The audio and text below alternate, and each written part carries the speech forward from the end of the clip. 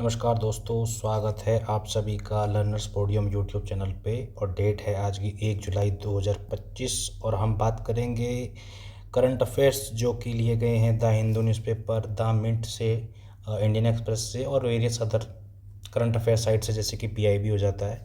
तो डिस्कस करेंगे current affairs को। सबसे पहले देखते हैं कि कौन से करंट अफेयर्स आज आए हैं। जापान के सैटेलाइट के बारे में पढ़ेंगे, क्या इसका रिलेवेंस है। नेशनल टर्मरिक बोर्ड हमारे सरकार ने इस्टेब्लिश किया है कहीं पे। वेस्टर्न घाट कंजर्वेशन को लेकर क्या आर्टिकल आया था, इंडियन एक्सप्रेस के अंदर आया था ये।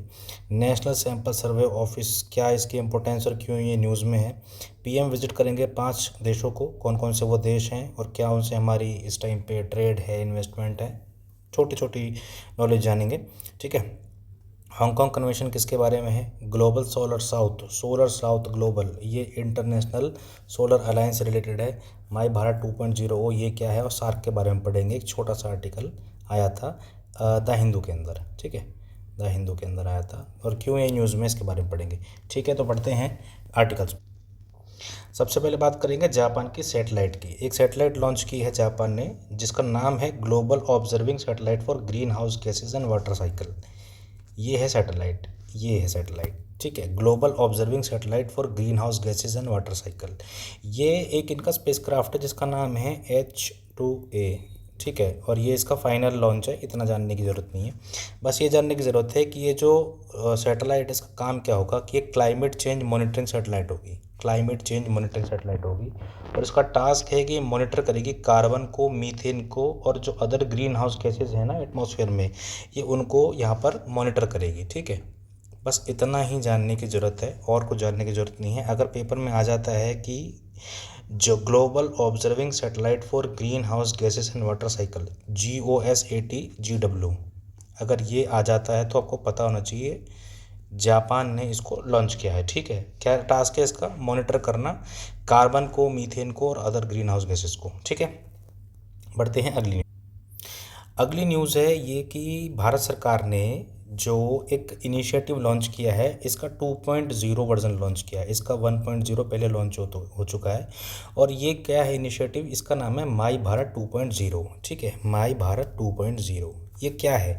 ये एम्पावर करेगा इंडिया के यूथ को, ताकि हम एक टेक्नोलॉजी ड्रिवन इकोसिस्टम बना सकें, टेक्नोलॉजी के ड्रिवन इकोसिस्टम बना सके इंडियन यूथ के लिए। ये यूथ को पावर करेगा, एम्पावर करेगा AI पावर्ड कैरियर सर्विसेज में, स्मार्ट अपॉर्चुनिटी मैचिंग में, कि आपने कौन सा कोर्स किया है और कौन सी आपकी अपॉर्चुनिटी मैचिंग अपॉर्चुनिटी है। ठीक है, गेमीफाइड लर्निंग एक्सपीरियंसेस को, जो लर्निंग है उसको एक गेमीफाई रूप में उसको सिखाना। ठीक है, रियल टाइम इंगेजमेंट करना किसी भी एक अपने उसमें टास्क के अंदर। ठीक है, टास्क के अंदर रियल टाइम एंगेजमेंट, एक्सपर्ट की मेंटरशिप होगी, क्विजेज होंगी और मल्टीलिंगुअल इंटरफेस होगा फॉर वेब एंड मोबाइल। ठीक है, इसका इंटीग्रेशन भी होगा व्हाट्सएप के साथ, व्हाट्सएप का इंटीग्रेशन होगा, गेमिफाइड लर्निंग होगी। अब इसमें एक MOU साइन किया गया है। ठीक है, MOU साइन किया गया है किस किस के बीच में, ये साइन किया गया है ministry of youth affairs and sports, ministry of youth affairs and sports किसके साथ किया गया है, digital India corporation. Digital India corporation किसके अंडर काम करती है, ministry of electronics and information technology, MEITY। ये डेवलप क्या करेंगे, क्यों MOU साइन हुआ है, for development of MY Bharat 2.0 platform. ठीक है, नई दिल्ली के अंदर ये टेक्नोलॉजी ड्रिवन सॉल्यूशंस को देगा यूथ को। ठीक है, यूथ को एम्पावर करना है विद टेक्नोलॉजी ड्रिवन सॉल्यूशंस। ठीक है, ये इसका टारगेट है। ये हमने पढ़ा था एक छोटा सा यहाँ से कि अपना किस किस तरीक़ा से, PIB से लिया हुआ आर्टिकल है ये। ठीक है, PIB से लिया आर्टिकल है और इसमें AI पावर्ड कैरियर सर्विसेज होंगे, smart opportunity matching, gamified learning experiences होंगे और रियल टाइम एंगेजमेंट होगा टास्क में। तो यूथ को एम्पावर करने के लिए, ठीक है, यूथ को एम्पावर करने के लिए क्या है, MY भारत। ठीक है, MY भारत 2.0। ठीक है, 2.0 ये इनिशिएटिव सरकार ने लॉन्च किया है। किस किस ने किया है, किस किस ने किया है, तो आपको पता होना चाहिए इसके अंदर एक MOU साइन हुआ है ministry of youth affairs and sports with digital India corporation, जो कि किसके अंडर आता है, MEITY। ठीक है, भूल नहीं जाना, अगर कहीं पूछ ले तो आपको पता होना चाहिए। मेंस में इसको यूज़ कर सकते हैं हम, अगर कोई सरकार का हमको इनिशिएटिव बताना हो कि हम किस तरीक़ा से अपने यूथ को एम्पावर कर रहे हैं, एजुकेशन में कहीं आ जाए, यूथ में कहीं आ जाए, तो आप इसको यूज़ कर सकते हैं। ठीक है, अगला टॉपिक है सार्क के बारे में। सार्क क्यों न्यूज़ में आया है? ठीक है, सार्क इसलिए न्यूज़ में आया है कि जो पाकिस्तान है और चाइना है वो बात कर रहे हैं एक न्यू रीजनल ब्लॉक बनाने के लिए। न्यू रीजनल ब्लॉक बनाएंगे वो, और उसमें बांग्लादेश को भी इंक्लूड करने की बात कर रहे हैं, और वो रीजनल ब्लॉक होकर रिप्लेस करेगा सार्क को। ठीक है, टू रिप्लेस सार्क। तो ये एक न्यूज़ आई है छोटी सी। अब सार्क जो है ना अपनी रिलेवेंस खो चुका है, ये आप कह सकते हैं। उसका रीज़न है क्योंकि इंडिया और पाकिस्तान के बीच में कंटिन्यूस टसल चलती रहती है। पाकिस्तान अपनी आदतों से बाज नहीं आता, प्रॉक्सी वार करता है, ठीक है, टेररिज्म का सहारा लेता है, ठीक है, और जो हमारी इंटीग्रिटी, हमारी सोवरेनिटी है उसको उस पर बहुत ज़्यादा क्वेश्चन करता है कि जम्मू कश्मीर हमारा रीजन है नॉल, और चाइना उधर से उसका सपोर्ट करता है। तो भारत सरकार ने बोला था कि हम सार्क में कोई भी हम पार्ट नहीं लेंगे। 2014 में इसकी जो लास्ट समिट हुई थी, और 2016 के बाद की जो समिट है वो पोस्टपोन्ड हो गई है, और इंडिया ने बोला है कि जो टॉक है वो वॉर और टॉक ऐसा कुछ करके बोला था, ये एक साथ नहीं चल सकते। ठीक है, बातें और टेररिज्म और बातें और वॉर एक साथ नहीं चलेंगे, तो तब से ये पोस्टपोन पड़ा हुआ है। इसके बारे में छोटी सी जान लेते हैं, अगर कहीं से क्वेश्चन कुछ पूछ लेता है सार्क के बारे में। तो इसकी फुल फॉर्म है south Asian association for regional corporation. South Asian association for regional corporation. ठीक है, कब बना था ये? 1985 में बना था, और इनएक्टिव है ये 2016 से। ठीक है, कब बना था? 1985 में बना था, ढाका बांग्लादेश के अंदर, यहाँ बना था ये। ठीक है, 1985 में यहाँ बना था ये। ठीक है, और उसका हेडक्वार्टर कहाँ पे है? ये है काठमांडू के, नेपाल के अंदर। कौन कौन से देश हैं इसके अंदर? अफ़गानिस्तान, पाकिस्तान, इंडिया, अपना नेपाल है, भूटान है, बांग्लादेश है, और ये श्रीलंका है। ठीक है, तो ये हमारी कंट्रीज़ हैं, अफ़गानिस्तान, बांग्लादेश, भूटान, और मालदीव्स भी है। ठीक है, मालदीव्स भी है इसका, ये रहा मालदीव्स है, नेपाल, पाकिस्तान और श्रीलंका। हेडक्वार्टर इसका काठमांडू, नेपाल का अंदर। ऑब्जेक्टिव क्या है इसका? ठीक है, इसका ऑब्जेक्टिव है प्रमोट करना welfare of people of south Asia. South Asia में आते हैं हम, समझे? तो इसका ऑब्जेक्टिव है जो पीपल हैं साउथ एशिया का, उनका वेलफेयर को प्रमोट करना, और एक्सेलरेट करना इकोनॉमिक ग्रोथ को, स्ट्रेंथन करना कलेक्टिव सेल्फ रिलायंस को। इसके प्रिंसिपल थे कि भाई रिस्पेक्ट करो सोवरेनिटी और इक्वलिटी को, जो कि पाकिस्तान बिल्कुल नहीं कर पाया। टेरिटोरियल इंटीग्रिटी को रिस्पेक्ट करना, जो कि बिल्कुल भी नहीं कर पाया। पॉलिटिकल इंडिपेंडेंस की बात की, और नॉन इंटरफेरेंस की इंटरनल अफेयर्स में। पाकिस्तान तो करता ही करता था, चाइना भी करता था इसमें इंटरफेरेंस। जम्मू कश्मीर का मुद्दा हो या हमारे इंटरनल मैटर्स हो, तो तब से ये जो है टेंशन्स बच चुकी थी इंडिया पाकिस्तान के बीच में, और जो कि तब से ये 2014 में इसकी लास्ट समिट हुई थी, और 2016 से पोस्टपोन्ड हो रखा है। ठीक है, तो पाकिस्तान चाइना मिलकर बात कर रहे हैं एक नया रीजनल ब्लॉक बनाने के लिए, साउथ एशिया रीजन के लिए, और जिसमें अपना बांग्लादेश को भी इंक्लूड करने की बात चल रही है। तो हमने सार्क के बारे में जाना, छोटा सा एक इंट्रोडक्शन। कोई आर्टिकल आता है इसके बारे में कि इसकी क्या आगे रिलेवेंस रहेगी या क्या हो सकती है, क्या हम इसको दूसरे तरीक़ा से यूज़ कर सकते हैं? अगर कोई आर्टिकल आता है तो हम बात करेंगे उस पर। ठीक है, बढ़ते हैं अगली न्यूज़ पे। ये है आपका national sample survey. National sample survey क्या है? एक डाटा कलेक्शन प्रोग्राम है ये। एक्चुअल में इसकी क्या, 1950 में नेशनल सैंपल सर्वे ऑफिस जो हमारा है, इसको एस्टेब्लिश किया गया था। ठीक है, 1950 में, और इसकी भी 75 ईयर्स की जो एनिवर्सरी है वो भी मनाई जा रही है। और ये किसने बनाया था? ये PC महालनोबिस जी ने बनाया था, महालनोबिस। ठीक है, तो पढ़ते हैं इसके बारे में। ये नेशनल सैंपल सर्वे है, किसके द्वारा कंडक्ट किया जाता है? नेशनल सैंपल सर्वे ऑफिस द्वारा किया जाता है, जो किसके अंदर आता है? Ministry of statistics and programming implementation, MOSPI बोलते हैं इसको शॉर्ट फॉर्म में। मॉस्पी के द्वारा इसको NSSO को, नेशनल सैंपल सर्वे जो ऑफिस है वो मिनिस्ट्री ऑफ स्टैटिस्टिक्स के अंदर आता है, और जो नेशनल सैंपल सर्वे है इसको कंडक्ट कराता है NSSO। तो इसके बारे में जानते हैं कि इसका जो पर्पस, सबसे पहले देखते हैं कि लॉन्च कब हुआ था। ये 1950 में वो लॉन्च हुआ था, और इंस्पायर हुआ था ये प्रोफेसर PC महालनोबिस द्वारा। रिसेंट न्यूज़ ये है कि इसका 75th ईयर ऑफ एस्टेब्लिश्ड बना है, और जो 19th हमारा स्टैटिस्टिकल डे है, स्टैटिस्टिक्स डे है, उसके साथ ये साथ में मिलकर आता है। ठीक है, अब इसके जो पर्पस था वो क्या था? पर्पस था कि भाई जो डाटा है उसको इकट्ठा करो, किसके लिए? पॉलिसी प्लानिंग के लिए, डेवलपमेंट प्रोग्राम्स के लिए, और जो रिसर्च के लिए जितना भी हमको डाटा चाहिए ना, डाटा डाटा की तो बहुत वैल्यू आज के टाइम में, तो वो डाटा को इकट्ठा करना इसका काम है एनएसएसओ का, समझे? National sample survey of office, ठीक है, ऑर्गेनाइजेशन ऑफिस। तो इसका ऑब्जेक्टिव क्या है? ऑब्जेक्टिव क्या है एनएसएस का? जनरेट करना high quality socio economic data for policy. Socio economic data की बात करते हैं, सोशो इकोनॉमिक डाटा, ठीक है, वुमेन और अपना children, youth, tribals, old age people,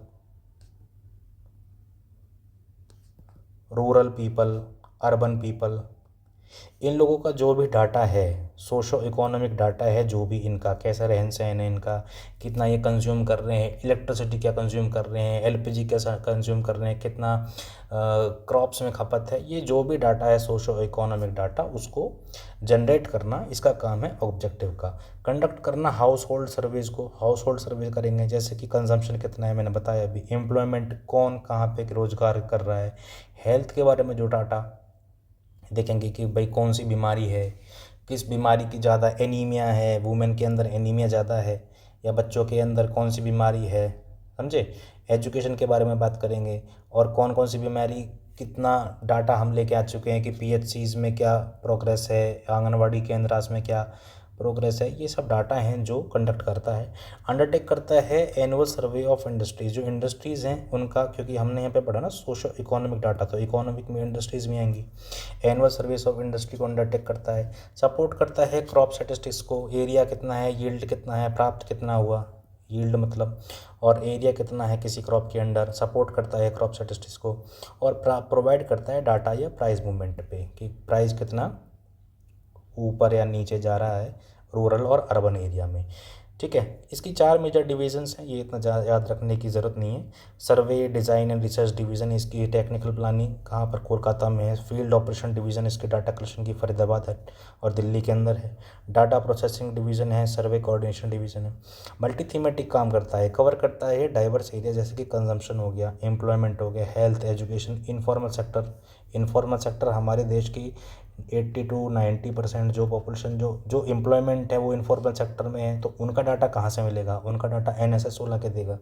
support करता है फंक्शन को, एनहेंस करता है एग्रीकल्चर को, क्रॉप एस्टिमेशन को, और इंडस्ट्रियल स्टैटिस्टिक्स के बारे में बताता है, जैसे हमने जाना एनुअल सर्वे ऑफ इंडस्ट्रीज, ठीक है। तो ये हमने जाना एनएसएसओ के बारे में। इसकी 75th ईयर ऑफ एस्टेब्लिशमेंट हुई है इसकी, और इसको 1950 में इसको लॉन्च किया गया था, एस्टेब्लिश किया गया था पीसी महालनोबिस जी के इंस्पिरेशन से, ठीक है, इंस्पिरेशन से। और इसको जो डाटा यूज़ होता है वो पॉलिसी प्लानिंग, डेवलपमेंट, प्रोग्रेस और रिसर्च में होता है इंडिया की, समझे? बढ़ते हैं अगले टॉपिक। हांगकांग कन्वेंशन के बारे में जानेंगे। हांगकांग कन्वेंशन पिछले साल भी न्यूज़ में था, और इस साल इसकी जो है ये इफेक्टिव हो चुकी है। जो ग्लोबल ट्रीटी थी ये 26 जून 2025 को इफेक्ट में आ गई थी अपने में। ये क्या है? ये शिप रिसाइकलिंग का है। अगर आपको कहीं पे भी हांगकांग कन्वेंशन मिले ना देखने को प्रीलिम्स के अंदर, तो आपको पता होना चाहिए शिप रिसाइकलिंग से रिलेटेड है, शिप रिसाइकलिंग, समझे? तो ये किसके नीचे डेवलप किया गया था इसको, किसके under? IMO, International Maritime Organization के, समझे? और ये किसका पर्पस क्या है? इसका पर्पस है रेगुलेट करना safe and environmentally sound recycling of end of life of ships. जो शिप्स होते हैं ना, जो ख़राब हो जाते हैं, जो डिस्कार्ड हो जाते हैं, जैसे सरकार ने पॉलिसी निकाली थी कि 10 साल में जो डीजल के जो व्हीकल्स हैं वो डिस्कार्ड हो जाएंगे, ख़त्म हो जाएंगे उनकी वैलिडिटी, और 15 साल में पेट्रोल के जितने व्हीकल हैं। इसी तरीक़ा से एक शिप की भी एक लाइफ होती है। और शिप की उसके बाद, अब शिप है उसके अंदर कंटेनर्स जा रहे हैं, ट्रेड हो रहा है उसके अंदर, पीपल की मूवमेंट हो रही है। अगर उसकी डिस्कार्ड अगर वो हो गया और वो फिर भी अपने रनिंग स्टेटस में रहा और किसी दिन कोई ट्रेजिडी हो गई, तो पुराने तो होते हैं ना ये, ऑब्सोलेट मशीनरी में भी आते हैं ना ये, पुराने मशीनरी में, ऑब्सोलेट मशीनरी में, ठीक है। तो ये सरकार ने, इंटरनेशनल मैरीटाइम ऑर्गेनाइजेशन ने इसको एक इनिशिएटिव लिया था कि भाई शिप रिसाइकलिंग के लिए भी एक कन्वेंशन होना चाहिए, जिसका नाम है हांगकांग इंटरनेशनल कन्वेंशन। तो अगर आपसे कहीं पूछ लेता है कि भाई हांगकांग इंटरनेशनल कन्वेंशन किसके बारे में है, तो शिप रिसाइकलिंग के बारे में है।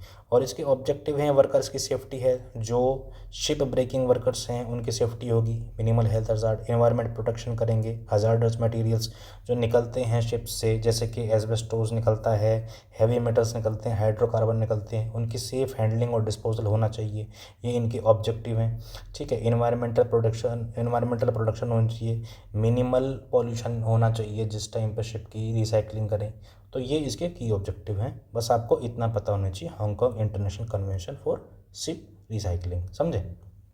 इंडिया में भी होना चाहिए कोई ऐसा सेंटर, तो उसके बारे में हमको पता होना चाहिए कि हमारे इंडिया के जितने भी पोर्ट्स हैं, ठीक है, मैं आपको एक एडिड इन्फॉर्मेशन दे रहा हूँ कि इंडिया के अंदर जितने भी पोर्ट्स हैं वहाँ पर सरकार बात कर रही है कि भाई हम भी इस तरीक़ा का कोई एक लेकर आएँ अपने यहाँ पे भी, जहाँ पर हम अपने लोगों को एम्प्लॉयमेंट दे सकें। ये एक कोई छोटा मोटा काम नहीं है शिप रिसाइकलिंग का, ये छोटा मोटा काम नहीं है। यहाँ पर अगर भारत सरकार चाहे तो हमारे ये पोर्ट्स हैं, यहाँ पर ये जितना भी कोस्टल लैंड्स है यहाँ पर दे सकती है अपना एक तरीक़ा से एक जो एक जगह प्रोवाइड करा सकती है जहाँ पर शिप रिसाइकलिंग हो, समझे। तो ये हमने जाना इसके बारे में, हांगकांग कन्वेंशन के बारे में। बढ़ते हैं अगली news. National turmeric board inauguration हुआ है हमारे देश के अंदर, नेशनल टर्मरिक बोर्ड का इनॉग्रेशन हुआ है। कहाँ पर हुआ है? निज़ामाबाद तेलंगाना के अंदर। अब ये इम्पोर्टेंट क्यों हो जाता है? सबसे पहले प्रीलिम्स के लिए आपसे जैसे पूछा था कि टी बोर्ड कहाँ पे है, ठीक है, कॉफ़ी बोर्ड के बारे में पूछा था शायद, तो आपसे टर्मरिक बोर्ड के बारे में भी तो पूछ सकते हैं ना, पोटेंशियल क्वेश्चन है, ये भी कभी भी पूछ सकते हैं इसके बारे में, तो आपको पता होना चाहिए। और ये रीसेंट न्यूज़ भी है, तो निज़ामाबाद में है तेलंगाना के अंदर, जो हमारा इनॉग्रेट किया है यूनियन होम मिनिस्टर ने, इसका हेडक्वार्टर किसका? नेशनल टर्मरिक बोर्ड का, ठीक है, नेशनल टर्मरिक बोर्ड, हल्दी का जो बोर्ड है वो कहाँ पर बना है? तेलंगाना, निज़ामाबाद में इनॉग्रेट किया गया है, समझे। इसका कारण क्या, इसका पर्पस क्या रहेगा? इसको एक स्टैट्यूटरी बॉडी बनाएंगे, किसके लिए? प्रमोट करने के लिए, रेगुलेट करने के लिए और सपोर्ट करने के लिए इंडिया के टर्मरिक सेक्टर को, ठीक है, एक्सपोर्ट के लिए, बढ़ाने के लिए। जो ये अपना निज़ामाबाद है ना, इसको टर्मरिक कैपिटल ऑफ इंडिया भी कहते हैं, ये आपको पता होना चाहिए। अगर पूछ रहे टर्मरिक कैपिटल, प्रीलिम्स में इस तरह के क्वेश्चन डिज़ाइन होते हैं कि ये अपना 3 ऑप्शन दे दिए, निज़ामाबाद को बनाया है, इसको टर्मरिक कैपिटल कहते हैं, और ये जो बॉडी है स्टैट्यूटरी बॉडी है, इस तरीक़ा से ऑप्शंस में पूछ सकते हैं आपको। पहले जब क्वेश्चन आ चुका है तो बाद में भी पूछ सकते हैं, समझे। मेंस के हिसाब से क्यों रिलेवेंट हो जाता है, आपसे पूछ सकते हैं जो टर्मरिक है उसके बारे में पूछ सकते हैं, क्रॉप के लिए। क्रॉप से क्वेश्चन आना कोई बहुत बड़ी बात नहीं है कि यार ये छोटी सी चीज़ है तो क्रॉप्स, लेकिन क्वेश्चन पूछ सकते हैं 150 वर्ड में आपसे कि रिसेंटली जो क्रॉप बोर्ड एस्टेब्लिश हुआ है उसके बारे में आप बताइए, और उसका हेडक्वार्टर जो बना है निज़ामाबाद में, या कुछ भी पूछ सकते हैं आपसे। और जो टर्मरिक है हमारे कंट्री के अंदर, उसका जो रेलेवेंस है फार्मर्स के लिए वो क्या है, और एक्सपोर्ट पोटेंशियल क्या है, कहाँ कहाँ पैदा होती है, कल्टीवेशन क्या है, स्टेटस क्या है, प्रोडक्शन क्या है, ये आपसे पूछ सकते हैं। तो मैंने एक 150 वर्ड का आपको आंसर यहाँ पर बना के दे ही दिया है, समझे। तो इसको जो है, जो अपना ये बोर्ड है, हेडक्वार्टर है, ये किसके अंडर बनाया गया है? बोर्ड जो बनाया गया है ये ministry of commerce and industry के अंडर बनाया गया है। किसके साथ में मिलके? आयुष के साथ मिलके। आयुष के साथ मिलके क्यों बनाया गया, उसके पीछे भी एक सरकार का रीज़न है। Agriculture ministry, pharmaceutical and corporation के साथ मिलके इसको बनाया गया है। चेयरपर्सन होंगे इसमें, सेक्रेटरी मेंबर्स होते ही हैं हर एक बोर्ड के अंदर।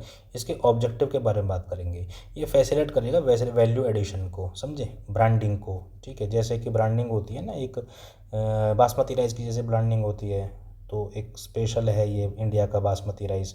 तो इसी तरीक़ा से इंडिया की जो टर्मरिक होगी उसकी ब्रांडिंग करेंगे ताकि ये ग्लोबली एक्सेप्ट हो मार्केट के अंदर, इसको ग्लोबली एक्सेप्ट कर सके मार्केट के अंदर की बहुत ही बेहतरीन क्वालिटी की जो टर्मरिक इंडिया के अंदर प्रोड्यूस होती है, और उसकी मार्केटिंग करेंगे। मार्केटिंग के बिना तो कुछ नहीं है ना, प्रोडक्शन करे जाओ, मार्केट की वैल्यू नहीं है, कंज्यूम ही नहीं, डिमांड ही नहीं है मार्केट के अंदर, तो इसलिए मार्केट में ब्रांडिंग की ज़रूरत पड़ती है। एलिमिनेट करेंगे मिडिल मैन को और बूस्ट करेंगे फार्मर की इनकम को, ये बहुत अच्छी बात है।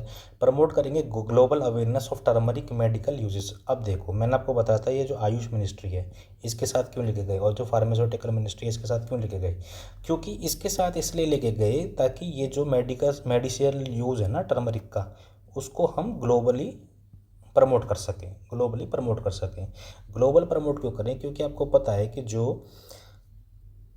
टर्मरिक जो है, हल्दी, उसको यूज़ करते हैं हम कंज्यूम करने में भी, ठीक है। इंटरनल कोई पेन होता है या कोई स्वेलिंग होती है बॉडी के अंदर, आपने देखा होगा कि आपके जो पेरेंट्स रहे या ग्रैंड पेरेंट्स रहे या आपके कहीं चोट लग जाती तो उस पर हल्दी की पट्टी कर देते या आपको दूध के साथ हल्दी दे देते ताकि जो चोट है वो जल्दी से जल्दी उभर जाए, ठीक है। तो इसलिए जो है इसका मेडिसिन यूज़ इसका बढ़ जाता है हल्दी का, और इसको प्रमोट करने का काम करेगा ये जो है अपना बोर्ड जो है, समझे।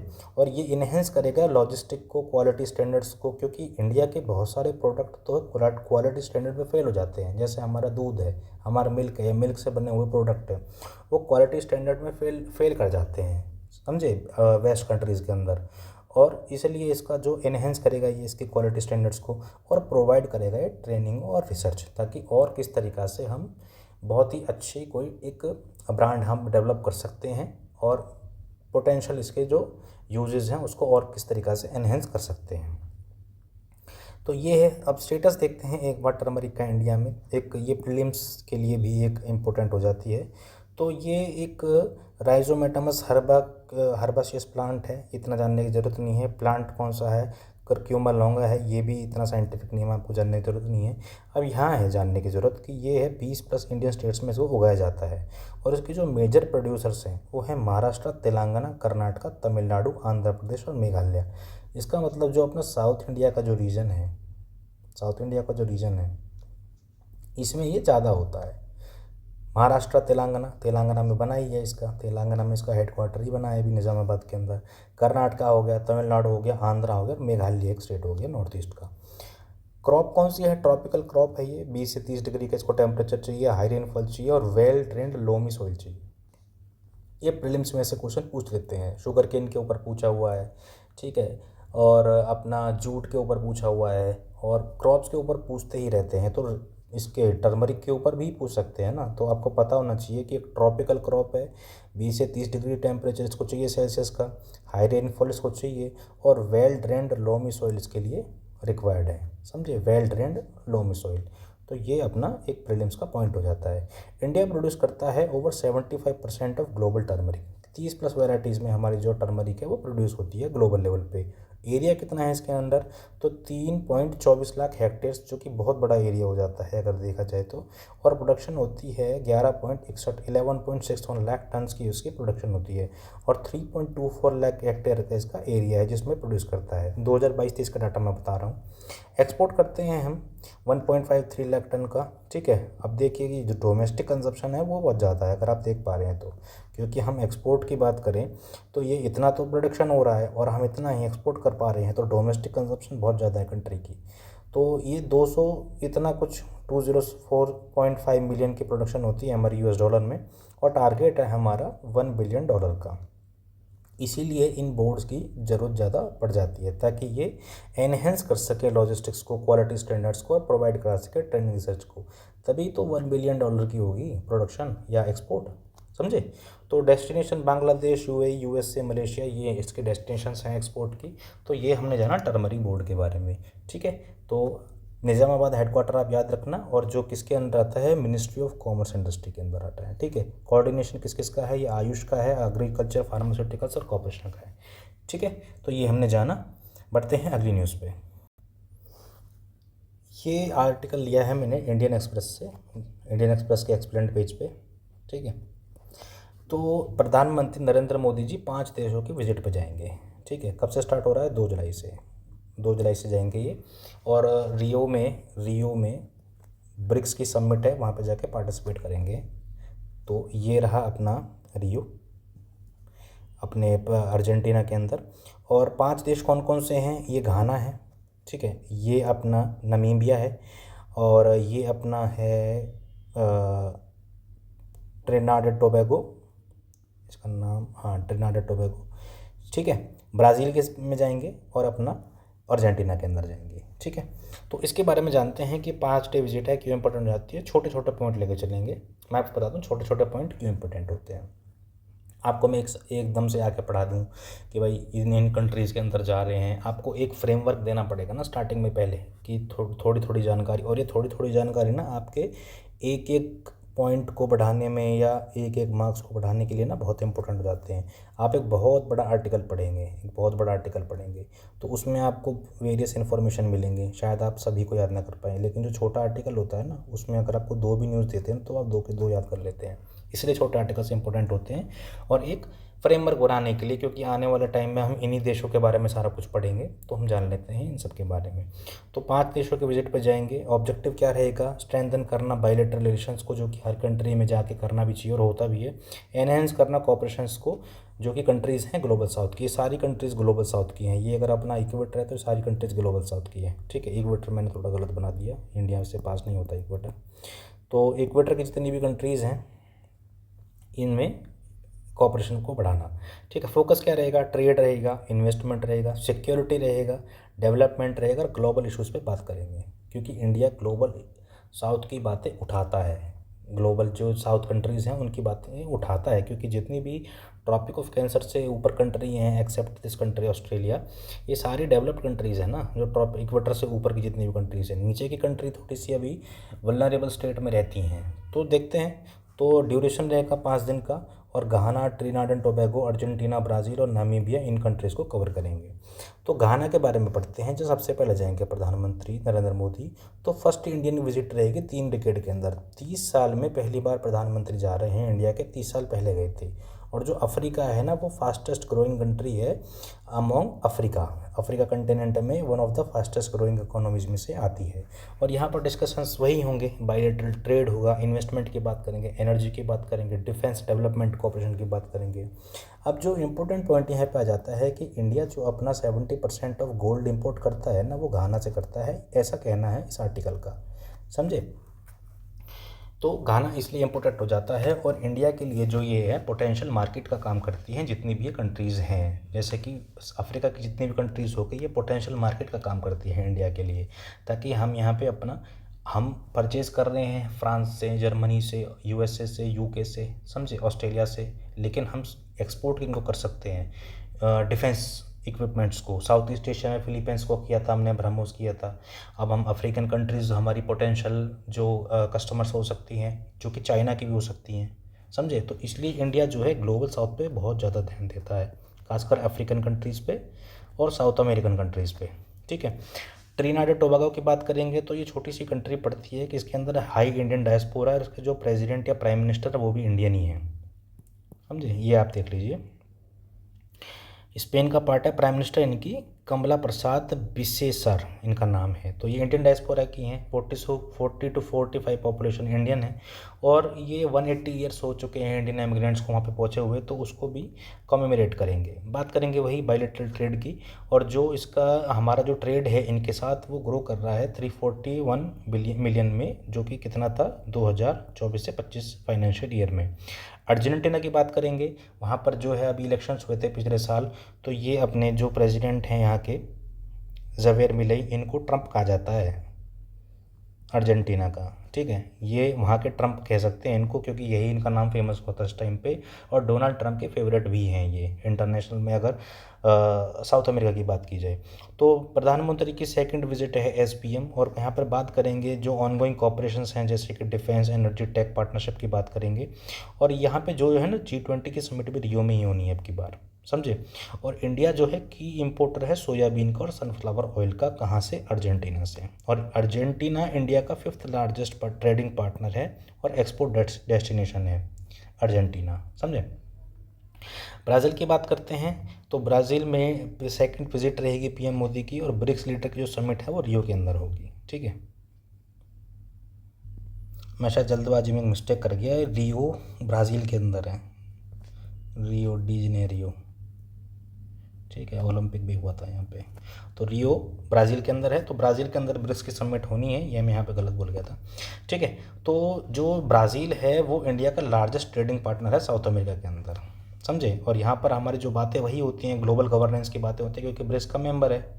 हम तो पहले से ही एक दूसरे के साथ हैं ब्रिक्स में। तो यहाँ पर global governance, peace, security, multilateralism, health की बातें होती हैं हमारी, क्लाइमेट चेंज की, ब्राज़ील के साथ में।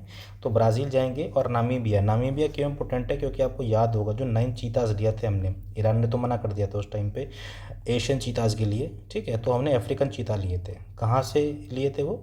नामीबिया से लिए थे, नामीबिया से लिए थे। और नामीबिया से लिए थे और वो कहाँ पे गए थे, वो कूनो नेशनल पार्क में गए थे, कूनो नेशनल पार्क मध्य प्रदेश के अंदर। तो नामीबिया ही वो कंट्री थी जिससे हमने 9 चीतास को लिया था, समझे, 2022 के अंदर। First intercontinental translocation of large carnivore. और जो बायलेटरल ट्रेड है वो ग्रो कर गई है ऑलमोस्ट $60 मिलियन की, समझे। आज के टाइम की बात करें, पहले तो ये बहुत कम थी, $1 मिलियन 2000 में। तो फर्स्ट इंडियन पीएम विजिट है यहाँ पे। आप देखिए कितनी हैरानी की बात है कि ये पोटेंशियल मार्केट ही है, आप इसको समझिए। और इंडिया के बहुत अच्छे रिलेशंस हैं इन कंट्रीज के साथ, उसके बावजूद भी पहली बार कोई इंडियन है जहाँ विजिट करेगा वहाँ पे, समझे। तो डायमंड इंडस्ट्री है यहाँ पे काफ़ी ज़्यादा, जो कि फोकस हो सकती है हमारी। और जो गुजरात है हमारा, गुजरात और महाराष्ट्र जो प्लेसेस हैं वहाँ पर जो डायमंड इंडस्ट्रीज़ हैं, जो वहाँ पर काफ़ी ज़्यादा बड़े स्केल पे हैं, आपको पता होगा, सूरत के अंदर, महाराष्ट्र के अंदर। तो ये एक तरीक़े से हमारा यहाँ पर बिज़नेस का हम फोकस कर सकते हैं। ये गुजरात है, ठीक है, ये छोटा सा मैंने बना दिया, ये आपका नामीबिया है। तो ट्रेड हम कर सकते हैं ना, यहाँ से ट्रेड कर सकते हैं गुजरात में, महाराष्ट्र के अंदर। तो ट्रेड हो सकती है, तो ट्रेड हमको एनहेंस करना चाहिए।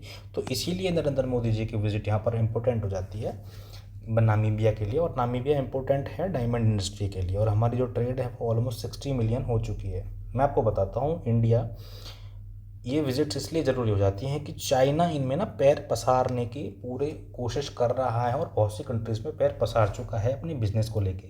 लेकिन हमारे जो रिलेशंस है ना, इंडिया की जो सॉफ्ट पावर है ना, सॉफ्ट पावर जो हमारी है, वो उसको हर कोई अप्रिशिएट करता है। यहाँ पर इंडियन म्यूज़िक सुना जाता है अफ्रीका की बहुत सारी कंट्रीज़ में, ठीक है। चाइनीज़ म्यूज़िक तो सुना भी नहीं जाता, इंडियन मूवीज़ देखी जाती हैं। तो यही तो हमारी सॉफ्ट पावर है। योगा हो गया, इंटरनेशनल योगा डे हमने दिया है दुनिया को, 21 जून अभी गया था। तो ये जो कंट्रीज़ हैं ये इंडिया को ना एक सॉफ्ट पावर की तरह इसको देखती हैं कि भाई ये हमारी सपोर्टिंग पावर है। सॉफ्ट पावर हमारी इंडिया की काफ़ी ज़्यादा अप्रिशिएट करते हैं उस चीज़ को। चाइना की पॉलिसी क्या है, डेब्ट ट्रैप पॉलिसी है। डेब्ट देगा पहले, जैसे श्रीलंका को दिया था, उसके बाद उसको ट्रैप में फंसा लेगा। तो ये सारी कंट्रीज़ जानती हैं, तो ये खुद भी चाहती हैं कि इंडिया हमारे साथ ट्रेड करे। तो इसीलिए ये इंपॉर्टेंट हो जाती हैं जो विजिट्स हैं, ठीक है। बढ़ते हैं अगली न्यूज़ पे। ये आर्टिकल लिया है मैंने लाइव मिनट से। लाइव मिनट के अंदर ये आर्टिकल आया था, India's solar energy, India's outreach to Global South, ठीक है, focusing on solar energy and climate initiative. Recent में हमने क्या पढ़ा था, जो 5 देश हैं उनमें विजिट करेंगे, जिसमें से घाना है, ठीक है, अर्जेंटीना है, ब्राज़ील है, और अपना ट्रिनिडाद एंड टोबैगो है, और एक और कंट्री थी अपनी, कौन सी, नामीबिया,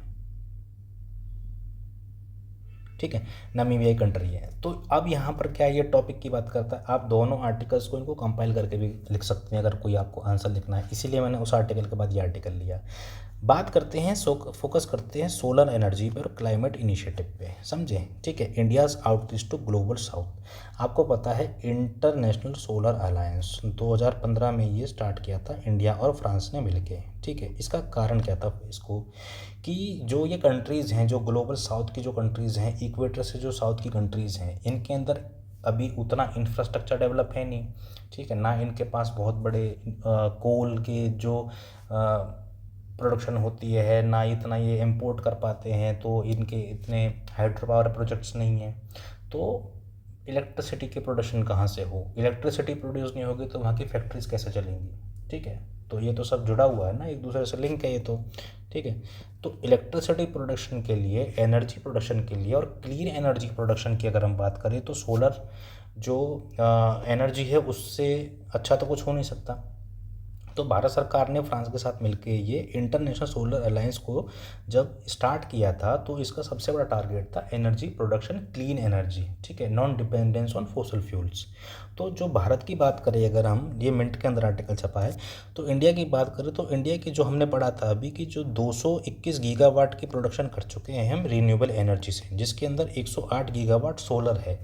डाटा आगे पीछे इसलिए हो सकते हैं, अभी मैंने 3 दिन पहले आपको शायद आर्टिकल पढ़ाया था कि भाई इंडिया की जो रीन्यूएबल एनर्जी की जो प्रोडक्शन है वो तो 226 गीगावाट हो चुकी है आउट ऑफ 479 गीगावाट की, ठीक है। तो डाटा आगे पीछे हो सकता है, क्योंकि मंथ्स की बात करते हैं या फिर हम ईयर्स की बात करते हैं, कोई डाटा पीछे हो सकता है, कोई आगे को हो सकता है। तो ये है कि जो हमारी इंडिया की रिन्यूएबल एनर्जी कैपेसिटी है वो 221 गीगावाट की हो चुकी है अप्रैल के अंदर, और 108 गीगावाट हम सोलर से ही प्रोड्यूस कर रहे हैं, समझे।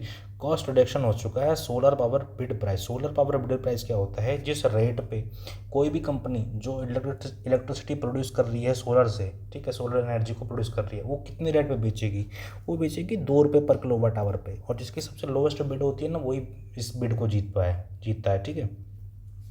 इंडिया की जो मॉड्यूल मैन्युफैक्चरिंग कैपेसिटी है वो रीच कर गई है 25 गीगावाट की।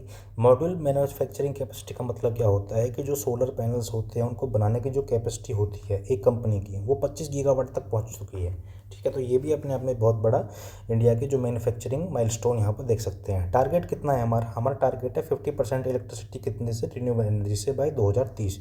अभी हमने पढ़ा था 49% तो कर ही लिया है हमने, रिसेंट में आर्टिकल पढ़ा था द हिंदू का। तो 2030 तो बहुत आगे, तब तक तो हम 50-60% पर पहुंच जाएंगे, ठीक है। विज़न क्या है इंडिया का कि भाई वही है कि जो है सोलर को एक की कंपोनेंट देखा जाए जस्ट सस्टेनेबल फ्यूचर के लिए और क्लीन एनर्जी के लिए, ठीक है, ये है। तो बात करते हैं इंटरनेशनल सोलर अलायंस की। इंडिया बहुत ज़्यादा प्रमोट करता है सोलर एनर्जी को, और हम बहुत ज़्यादा प्रोडक्शन भी बढ़ाना चाह रहे हैं अपना सोलर एनर्जी की प्रोडक्शन के अंदर। तो इंटरनेशनल सोलर अलायंस की बात करते हैं तो ये इंडियन फ्रांस ने को फाउंड किया था उसको COP21 में 2015 के अंदर, और 124 प्लस मेंबर्स इसके हो चुके हैं, ठीक है। इसको रिकॉग्नाइज कर लिया है यूएन ने, ठीक है, यूएन ने भी एज ऑब्जर्वर इसको रिकॉग्नाइज कर लिया है। और मैंडेट क्या है इसका, मैंडेट है इसका चैंपियन करना सोलर एनर्जी एक्सेस को। अफोर्डेबल क्लीन एनर्जी चाहिए और क्लाइमेट सॉल्यूशन चाहिए, किनके लिए, फॉर सन रिच कंट्रीज वही है जो मैंने आपको बताया था, इक्वेटर से जो नीचे पड़ती हैं, जो लो इनकम कंट्रीज़ हैं, ठीक है, उनको एनर्जी अगर प्रोवाइड की जाए तो सोलर एनर्जी सबसे बेस्ट ऑप्शन हो सकता है, क्योंकि उनके पास सोलर की तो सन की तो जो रेज हैं वो किसी गरीब अमीर देश के ऊपर देख के नहीं पड़ती ना, वो तो सबके ऊपर बराबर पड़ती हैं, लेकिन जिनके ऊपर ज़्यादा पड़ती हैं, मैक्सिमम पड़ती हैं, वो इससे एनर्जी प्रोडक्शन कर सकते हैं ना, उसमें हेल्प करेगा इंडिया, ठीक है। इंडिया का भी ये गोल है अपना एक। तो हमारा गोल है इसका इंटरनेशनल सोलर अलायंस का 1 ट्रिलियन इन्वेस्टमेंट बाय सोलर में 2030 तक, $1 ट्रिलियन की इन्वेस्टमेंट होनी चाहिए। अब इंटरनेशनल सोलर अलायंस की ना 4 फाउंडेशनल पिलर्स हैं, 4 फाउंडेशनल पिलर्स, ठीक है। कौन कौन से हैं, एक तो है कैटालिटिक फाइनेंस। अब फाइनेंस कहाँ से प्रोवाइड किया जाए, तो इसका जो गोल है वो है कि भाई अट्रैक्ट करो प्राइवेट अपना इन्वेस्टमेंट को ग्लोबल सोलर प्रोजेक्ट्स के लिए, ठीक है। इनको अट्रैक्ट करना है प्राइवेट इन्वेस्टमेंट को। इसके लिए मैकेनिज्म तैयार किया गया है, International Solar alliance Africa solar facility, ठीक है। 200 मिलियन फंड इसमें आ चुका है, और इसमें एक्सपेक्ट है कि भाई $2 बिलियन फंड अभी और आए, ठीक है, एक्सपेक्ट इतना करते हैं ये। अगला है कैपेसिटी बिल्डिंग और टेक्नोलॉजी एडॉप्शन। अगर सोलर पावर अगर आप जनरेट कर रहे हैं तो इसमें कैपेसिटी बिल्डिंग और टेक्नोलॉजी भी तो अडॉप्ट होनी चाहिए, ताकि और जल्दी समय में ज़्यादा बिजली प्रोड्यूस कर सके हम, ठीक है, लो इनकम कंट्रीज़ के लिए। तो इसका गोल यही है कि build capacity for solar development deployment. Mechanism की बात करें, कौन सा मैकेनिज्म अभी है यहाँ पे, तो ये है इंटरनेशनल सोलर अलायंस का Solar Technology Application Resource Centre, STARC जिसको कहते हैं, स्टार्क, ठीक है, स्टार्क नेटवर्क। 9 रीजनल इसके सेंटर्स हैं और इसको 12 कर रहे हैं अभी, ठीक है। टारगेट कितना है इसका, 10,000 सोलर टेक्नीशियंस को ट्रेन करना बाय द एंड ऑफ इसी साल के 2025 के एंड तक, ठीक है। क्योंकि टेक्नोलॉजी एडप्शन बढ़ानी है और कैपेसिटी को बिल्ड करना है इसकी, तभी तो टेक्नीशियंस की ज़रूरत पड़ेगी ना, ट्रेनिंग इसीलिए तो ज़रूरी है, ठीक है। पिलर 3 क्या है इसका, इनेबल करना पॉलिसीज को, रेगुलेटरी फ्रेमवर्क्स को, ठीक है, डेवलप करना एक रोबस्ट पॉलिसी और रेगुलेटरी फ्रेमवर्क को, समझे। तो इसका मैकेनिज्म तो आप बताइए, आपको one sun one world one grid की बात की थी, और ये इनिशिएटिव किस लिए था, ये इंटीग्रेटेड रीजनल ग्रिड के लिए था, समझे, अगर हम पॉलिसीज़ के रेगुलेटरी फ्रेमवर्क्स की बात करें तो, ठीक है। और ये अपना फोकस इसका क्या रहेगा, एड्रेस करना पॉलिसीज़ को, फाइनेंसिंग को, लैंड प्लानिंग को, न्यू टेक्नोलॉजीज़, अगर ग्रीन हाइड्रोजन भी आती है इसमें, सर्कुलेटरी का मतलब क्या होता है कि सर्कुलर एनर्जी की बात करते हैं, ठीक है, और इन्वायरमेंटल सस्टेनेबिलिटी की बात यहाँ पे होती है, ठीक है। पिलर 4 अपना वही है, रिसर्च करो, डेवलपमेंट करो और इनोवेशन करो, समझे। तो फोकस करना चाहिए कि हमारे को जो और इनोवेटिव जो सोलर टेक्नोलॉजीज़ हैं उन पर फोकस करना, उनको डेवलप करना, ठीक है, उनके ऊपर रिसर्च करना, और जितना ज़्यादा हो सके स्मार्ट ग्रिड इंटीग्रेशन को बढ़ावा देना, ठीक है। ये हमने जाना, एक छोटा सा आर्टिकल था अलाइनमेंट के अंदर से, कि इंडिया का क्या रोल है सोलर एनर्जी प्रोडक्शन में, ठीक है। जो ग्लोबल साउथ कंट्रीज़ हैं क्या क्या चाहिए, कैपेसिटी बिल्डिंग होनी चाहिए, टेक्नोलॉजी को अडॉप्शन करना चाहिए, पॉलिसीज़ को इनेबल करना चाहिए, रेगुलेटरी फ्रेमवर्क होना चाहिए, ठीक है, रिसर्च करो, डेवलपमेंट को बढ़ाओ, इनोवेशन होनी चाहिए, समझे। और हमने बात की यहाँ पर ट्रेनिंग की बात की, हमने ट्रेनिंग की बात की, 10,000 प्लस जितने सोलर टेक्नीशियंस इनको ट्रेन करना, ठीक है। इसके लिए मैकेनिज्म क्या है, solar Technology Application Resource centre है ये, ठीक है। अगर स्टार का अगर आपसे पूछ ले तो ये अपना एक मैकेनिज्म है इंटरनेशनल सोलर अलायंस का, ठीक है। तो ये हमने जाना, एक छोटी सी न्यूज़ थी इसके बारे में, ग्लोबल साउथ में इंडिया किस तरीक़ा से सोलर अलायंस को हम इसका इस्तेमाल कर सकते हैं, ठीक है। तो बढ़ते हैं अगली न्यूज़ पे। लास्ट आर्टिकल है आज का ये, ठीक है। इंडियन एक्सप्रेस के अंदर छपी थी ये खबर, आर्टिकल छपा था ये इंडियन एक्सप्रेस के अंदर। इसके बारे में बात करते हैं। वेस्टर्न घाट कंजर्वेशन के ऊपर एक आर्टिकल छपा था इंडियन एक्सप्रेस के अंदर, ठीक है। ये अपना वेस्टर्न घाट है, आपको पता ही होगा इसका कितना स्क्वायर किलोमीटर इतना इसका एरिया है, ठीक है। कौन कौन से स्टेट से, गुजरात, महाराष्ट्र, गोवा और अपना तमिलनाडु, केरला, कर्नाटका, ठीक है, ये इसके स्टेट्स आते हैं इसके अंदर। जानते हैं इसके बारे में, सिग्निफिकेंस क्या है, ज्योग्राफी क्या है इसकी, ठीक है। स्टेटस है इसका यूनेस्को वर्ल्ड हेरिटेज साइट इसको डिक्लेयर किया गया है और one of the 8 globally biodiversity hotspots में से एक है, ठीक है। बाकी 7 आपको पता है कौन कौन से हैं, जैसे कि सोंडालैंड है, मेडागास्कर है, ठीक है। ये आपको पता ही होगा, ब्राज़ील में जो ब्राज़ील में भी है एक, ठीक है, नाम याद नहीं आ रहा उसका अभी, तो आप इसको पढ़ना जाके, ठीक है। तो लोकेशन कहाँ है इसकी, लोकेशन है इसकी western edge of Deccan plateau. आपको पता ही होगा, आपने 50 बार ये मैप देखा होगा, ये इंडिया का मैप है और ये सारा यहाँ पे वेस्टर्न घाट पड़ता है, ठीक है। ये है पूरा वेस्टर्न घाट, तो ये है western edge of Deccan plateau, ये डेक्कन प्लेटू है, ठीक है। डेक्कन प्लेटू के जो है वेस्टर्न एज में पड़ता है, ये इसका वेस्ट है, ये ईस्ट है, ये नॉर्थ है, ये साउथ है, ठीक है। तो इन्फ्लुएंस करता है मानसून को, पता ही है आपको कि जब यहाँ से मानसून ऐसे ट्रैवल करते हैं ये सारा फिर यहाँ से गुजरात में एंटर करते हैं, ठीक है। एक अरेबियन सी ब्रांच होती है, एक बे ऑफ बंगाल ब्रांच होती है, BOB ब्रांच, वो यहाँ से ट्रैवल करती है, यहाँ से एंटर करती है इंडिया में। तो ये इन्फ्लुएंस करता है मानसून को, कौन कौन से स्टेट्स में आता है ये, गुजरात, महाराष्ट्र, गोवा, कर्नाटका, तमिलनाडु, केरला के अंदर, ठीक है। की फीचर्स क्या हैं इसके, अगर आपसे कहीं भी क्वेश्चन पूछ लेता है 250 वर्ड का, क्योंकि इसमें अभी हमने आगे भी पढ़ा हुआ है, कोर इशूज़ क्या है वेस्टर्न घाट के, होना क्या चाहिए, पॉसिबल सॉल्यूशंस क्या हैं, तो एक 250 वर्ड का आंसर आप लिख सकते हो एनवायरनमेंट कंजर्वेशन में GS3 के अंदर, ठीक है। और अगर आपको GS1 में पूछ लिया जाए ज्योग्राफी के अंदर, तो भी आपका 150 वर्ड का आंसर तो यहीं से तैयार हो जाएगा। तो यहाँ पर फोकस करने की ज़रूरत है, ठीक है। तो हाई एंडेमिज्म है, एंडेमिज्म का मतलब होता है एंडेमिक स्पीसीज़ जो कि सिर्फ यहीं पाई जाती हैं, 7400 प्लस स्पीसीज़ हैं, करीब करीब 7,500 जो सिर्फ यहीं पाई जाती हैं। हाइड्रोलॉजिकल रोल है इसका वेस्टर्न घाट का बहुत इंपॉर्टेंट। मेजर रिवर्स का ओरिजिन यहीं से होता है, जैसे कि गोदावरी, कृष्णा, कावेरी। वाटर सिक्योरिटी का जितना भी अपना ये सारा जो एरिया है, यहाँ जितना भी वाटर सिक्योरिटी है वो यहीं से पूरी हो रही है, इससे अपना वेस्टर्न घाट से। क्लाइमेटिक इन्फ्लुएंस इसका ट्रैप करता है मानसून को, यहाँ पर हाई रेनफॉल होती है, अपना जो ये एरिया है आपको पता ही होगा, ये जो एरिया है, ठीक है, ये जो एरिया है, ये जो एरिया है आपका, ये एरिया यहाँ पर हाई रेनफॉल होती है, समझे। और ये रेगुलेटर की तरह काम करता है, क्लाइमेट रेगुलेटर की तरह। टॉपोग्राफी क्या है इसकी, लेटरेटिक प्लेटू है। लेटरेटिक प्लेटू कहाँ पर होता है, जहाँ पर हाई रेनफॉल होती है वहाँ पर लेटरेट सॉइल होती है, ठीक है, तो लेटरेटिक प्लेटू है ये। एस्कारपमेंट है यहाँ पे, एस्कारपमेंट आपको पता होगा, ठीक है। वैलीज़ हैं, हाई पीक्स हैं, जैसे कि अनाईमुड़ी। फॉर्मेशन कब हुआ था इसका, प्री कैम्ब्रियन ओरिजिन हुआ था इसका, प्री कैम्ब्रियन एरा में इसका ओरिजिन हुआ था। पहले पार्ट था पेनिनसुलर शील्ड का, लेकिन क्रायोलिटिक अपलिफ्टमेंट की वजह से और वॉल्केनिक एक्टिविटी की वजह से इसकी जो है फॉर्मेशन हुई है। यहाँ पर माउंटेन बिल्डिंग कोई हुई नहीं है, फोल्डिंग से नहीं हुआ, जैसे कि हिमालयन हुआ ना, फोल्डिंग से जब 2 प्लेट एक प्लेट की तरफ मूवमेंट करती हैं, ठीक है, जब 2 प्लेट एक प्लेट में मूवमेंट करती हैं तो फिर उसमें यहाँ पर जैसे हिमालय की फॉर्मेशन हुई थी, फोल्डिंग पता होगा ना आपको, तो ये फोल्डिंग से नहीं हुआ है, ठीक है।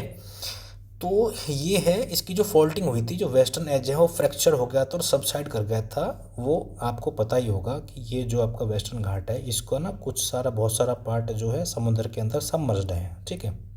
तो ये फ्रैक्चर हो गया था, कुछ ऊपर उठा हुआ है और कुछ अपना समुद्र के अंदर सबमर्ज हो चुका है, ठीक है। तो इसकी फॉर्मेशन की हमने बात की। अब इसकी कोर इश्यूज़ क्या है, अब बात करते हैं इकोलॉजिकल इशूज़, ये हमने जाना ज्योग्राफी पॉइंट ऑफ व्यू से। अब जानते हैं इकोलॉजिकल इशूज़ किसके, वेस्टर्न घाट के कंजर्वेशन के। ठीक है, गवर्नेंस है जो फॉरेस्ट गवर्नेंस, वो फ्लॉड फॉरेस्ट गवर्नेंस है। फॉरेस्ट जो डिपार्टमेंट है वो आउटडेटेड या डाटा या इनफ्लेटेड डाटा यूज़ कर रहा है, अभी भी ट्रांसपेरेंसी लैक करती है। ठीक है, ये इंडस्ट्रियल पॉल्यूशन की बात करें तो यहाँ पर पॉल्यूशन होता है इंडस्ट्रीज से। ठीक है, जो फ्रेजाइल जोन्स में ऑपरेट करती हैं और विद स्टेट सपोर्ट, सरकार खुद उनका सपोर्ट करती हैं, कोई अकाउंटेबिलिटी नहीं है। जैसे कि ग्रासिम इंडस्ट्रीज़ हैं जो अपनी अदानी आदित्य बिरला ग्रुप की जो इंडस्ट्रीज़ हैं, मरकरी डिस्चार्ज होता है यहाँ पे, सीमेंट प्रोडक्शन होता है इन्हीं एरियाज़ में। ठीक है, सीमेंट प्रोडक्शन होता है, लगा रखी हैं, पेंट की इंडस्ट्रीज़ लगा रखी हैं, तो वहाँ पे मरकरी डिस्चार्ज होता है। Non implementation of forest right act 2006 का, जो ट्राइबल हैं वहाँ की, उनको कम्युनिटी फॉरेस्ट राइट डिनाइड किया जाता है। ठीक है, जो ट्राइब्स हैं कम्युनिटी फॉरेस्ट राइट वो डिनाइड कर रखे हैं, अभी भी क्लेम्स पड़े हुए हैं केरला और कर्नाटका के जितने भी ट्राइब्स हैं वहाँ के। ठीक है, अनसस्टेनेबल प्रैक्टिस यूज़ होती है, मोनोकल्चर प्रैक्टिस यूज़ करते हैं, एक ही क्रॉप को भी बोए जा रहे हैं। यूकलिप्टस जो आपने देखा होगा, सफ़ेदे का पेड़ यूकलिप्टस, ये पानी को सोख लेता है ज़मीन की नमी को। ठीक है, एकाएकिया रिप्लेसिंग बायोडाइवर्सिटी, ये जो एक ये तो एकाएकिया जो है ये तो ड्राई एरिया का प्लांट है, वहाँ पर होना चाहिए ट्रॉपिकल रेन फॉरेस्ट। ठीक है, तो ये इसको रिप्लेस कर रहा है नेचुरल डाइवर्सिटी को। पेस्टिसाइड का यूज़ हो रहा है, फायर प्रैक्टिसेस हो रही हैं, कम्युनिटी फायर्स जैसे कि तेंदू लीव्स, जो तेंदू पत्ता यूज होता है बीड़ी बनाने के लिए, वो यहाँ पर फायर उसमें लग जाती है। ठीक है, इनएक्सेसिबल डाटा है, फॉरेस्ट सर्वे ऑफ इंडिया ने प्रोवाइड किया वो जो डाटा, वो डिलेड एग्रीगेटेड डाटा और हाइडिंग लोकल डिग्रेडेशन, उसको छुपा रहे हैं। ठीक है, कमेटी बनी थी, आपको पता ही होगा, क्वेश्चन भी आया हुआ है इसके ऊपर प्रीलिम्स प्लस मेंस में। गडगिल कमेटी बनी थी। ठीक है, इसने रिकमेंड किया था इकोलॉजिकल सेंसिटिव एरिया जोनिंग की बात की थी इसने, ईएससी जोनिंग की, कम्युनिटी फॉरेस्ट राइट की बात की थी इसने, इम्प्लीमेंटेशन की, और ग्राम सभा की जो है ना उसको पावर देने की बात की थी। कस्तूरी रंगन कमेटी बनी 2013 के अंदर, उन्होंने बोला था कि भाई डेवलपमेंट फ्रेंडली अप्रोच अपनाओ, यहाँ पे रिड्यूस करो ईएससी कवरेज को, इन्होंने बढ़ाने की बात की थी, इन्होंने घटाने की बात की थी, और डाइल्यूट करो पीपल्स की पार्टिसिपेशन की। ठीक है, तो अगर बात करें वे फॉरवर्ड के रिकमेंडेशन क्या क्या होने चाहिए, तो एम्पावर करो कम्युनिटीज़ को, जो लोकल पावर हो, जो लोकल पीपल होती है ना, उनको एम्पावर करो। कम्युनिटी फॉरेस्ट राइट दिए जाने चाहिए। ठीक है, किसके लिए, इकोनॉमिक और इकोलॉजिकल एम्पावरमेंट के लिए।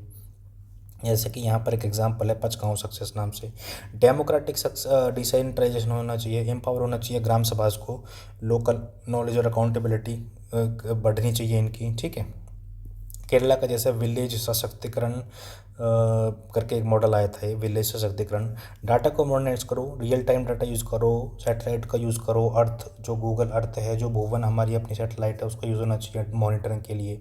हार्मफुल इंडस्ट्रीज़ हैं जैसे कि अपना भी हमने बात किया, पेंट इंडस्ट्री होगी, और अपना जो इंडस्ट्रीज़ होगी, माइनिंग इंडस्ट्रीज़ होगी। ठीक है, उनको बंद होना चाहिए, जो फ्रेजाइल इंडस्ट्रीज़ हैं। ठीक है, प्रमोट करनी चाहिए ग्रीन लाइवलीहुड को, और एनटीएफपी यानी कि मतलब non timber forest produce based enterprise होनी चाहिए। इको टूरिज्म को बढ़ाओ, एग्रो फॉरेस्ट्री होनी चाहिए इनकम बढ़ाने के लिए। ठीक है, जैसे कि वायनाड कोऑपरेटिव्स यहाँ पर बात कही है। तो जो वेस्टर्न घाट है ना वो बहुत ज़्यादा इंपॉर्टेंट हो जाता है, इकोलॉजिकली भी और इकोनॉमिकली भी। ठीक है, तो इसको डिग्रेड होता नहीं देख सकता कोई भी, और ना ही होना चाहिए। तो इसके बारे में हमने ये आर्टिकल पढ़ा। ठीक है, ये रहा आपका वेस्टर्न घाट, और ये थे आज के आर्टिकल। तो हमने जाना कि ये एक छोटी सी जोग्राफिकल इंट्रोडक्शन लिया हमने वेस्टर्न घाट का, कहाँ पे पड़ता है, इन्फ्लुएंस करता है मानसून को, और वेस्टर्न एज में पड़ता है डेक्कन प्लेटो के। ठीक है, इसके थोड़ा ओरिजिन के बारे में पढ़ा कि कोई फोल्डिंग माउंटेन नहीं है, और ये अपलिफ्टमेंट हुई थी, जो क्रेटोनिक अपलिफ्टमेंट, उसकी वजह से इसका फॉर्मेशन हुआ था, और वॉल्केनिक एक्टिविटी की वजह से। ये जोग्राफिकल इंट्रोडक्शन हो गया।